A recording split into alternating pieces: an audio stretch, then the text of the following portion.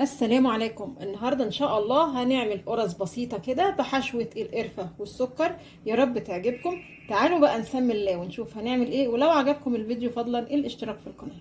المقادير معايا هنا كيلو دقيق، هضيف ليه نص معلقه صغيره ملح، نص معلقه صغيره سكر، معلقتين كبار لبن بودر، المعلقه التانية باكو خميره فوريه 12 جرام، باكو بيكنج باودر بوزن 16 جرام.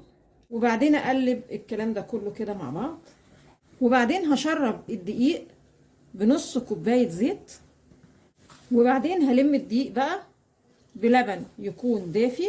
بفضل اضيف لبن بقى لحد ما الاقي الدقيق كله اتشرب لبن. طبعا انا حاطه 3 كوبايات ونص من الكوبايات المعياريه. لو ما عندكيش كوبايه المعياريه تستخدمي اي مج شاي عندك، او لحد ما تلاقي الدقيق كله يعني بقى متشرب باللبن. طبعا لو استخدمتي لبن رايب طبعا النتيجه بتبقى افضل، بتلاقي العجينه ملزقه كده. ما تتسرعيش بقى وتضيفي دقيق، لانك لو ضفت دقيق العجين بعد كده هيبقى ناشف معاكي.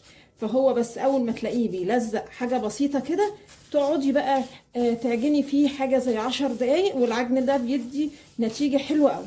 هفضل اعجن بقى كده في العجينه لحد ما تلم معايا وما تلزقش خالص.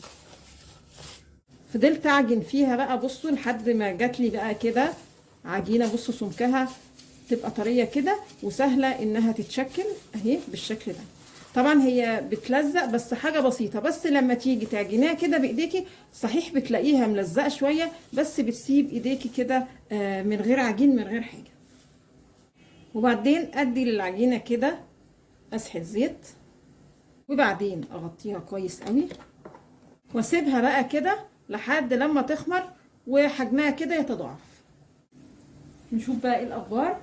ما شاء الله العجينه خلاص خمرت حلو قوي. بصوا ما شاء الله العجينه، بصوا طريه وحلوه قوي. نبتدي بقى نشكلها على شكل كده كور. اقطع بس زياده بالشكل ده. شكلت العجين بقى كله كور الى حد ما الكل مقاس واحد، وغطيتها كده بكيس تلاجة. هستنى قيمه نص ساعه تخمر كمان مره. العجين خلاص كده خمر كمان مره. هجيب طبقين، كل طبق فيه 3 معالق سكر. اول طبق هحط فيه كده 3 معالق سمسم، اقلبهم كده مع بعض. والتاني هضيف عليه 3 معالق قرفه ناعمه واقلبهم كده مع بعض. طبعا ممكن القرفه ممكن تستخدمي اقل من كده، يعني لو ما بتحبيش القرفه خالص خلاص يبقى سكر بس من غير قرفه. هبتدي اشكل بقى القرص. هبتدي باول واحده انا عملتها، وبعدين احط كده في النص معلقه صغيره من القرفه بالسكر واقفل عليها كويس بالشكل ده. وبعدين احطها كده، اغطيها كده، اغطي وش واحد بس بالسكر والسمسم بالشكل ده. وبعدين هرصها بقى في صينيه تكون مدهونه سمنه، او نكون فرشين عليها كده ورق زبده. خلاص كده شكلت القرص وغطيتها بكياس تلاجة عشان انا عايزه اسيبها قيمه نص ساعه تخمر كمان مره. وزي ما قلت لكم كل ما ندي للعجين وقت كافي لانه يخمر كل ما بيدينا نتيجه كويسه. خلاص كده القرص خمرت كمان مره على درجه حراره 200 والفرن يكون سخن. هدخل بقى القرص يعني على حسب بقى الفرن، نظام الفرن عندك. ممكن تدخلي القرص يعني وتستوي من تحت وتطفي وتشغلي الشوايه للقرص تاخد لون حلو كده من على الوش. وممكن الفرن عندك يسويلك القرص فوق وتحت مره واحده.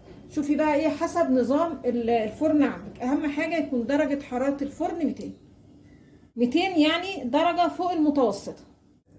القرص خلاص معانا كده خلصت. الكيلو ما شاء الله عمل معانا بالظبط 29 قرصه بالحجم الحلو ده اللي انتوا شايفينه.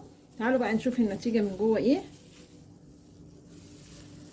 بصوا العجينه، بصوا من جوه هشه وحلوه قوي علشان احنا خدمينها في العجن وكمان في التخمير، يعني سيبناها وقت كافي للتخمير. وطعمها بيبقى حلو قوي وسهله تتعمل. يا رب النهارده الفيديو يكون عجبكم، وانتظرونا ان شاء الله بفيديو جديد.